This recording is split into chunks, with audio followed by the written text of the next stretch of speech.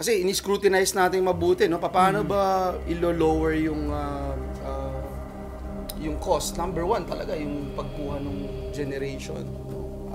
Yan ang isa sa pinaka malaking component noong presyo ng ating kuryente. But isa pa syempre, in an ideal setup, merong component yung subsidy from the government.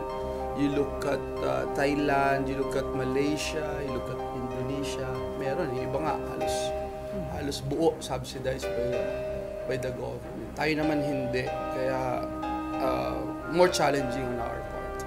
Ang isa sa mga nagulat kami, sir, during the interpellation of Senate Minority Leader Coco Pimentel, mas mataas pala yung power rate sa mga household kumpara sa commercial customer, tama ba? Yes.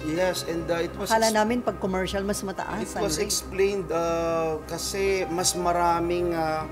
unlike yung sa commercial, maraming nagsishare eh. Malapit lang, maliit yung mga kable.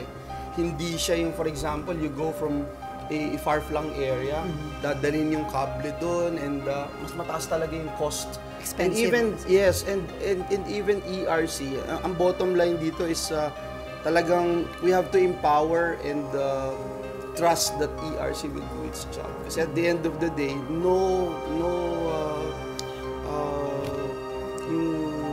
pagsingil ng Meralco o ng anumang sino man na distribution utility ang papasa unless ito ay aprobahan ng Energy Regulatory Commission.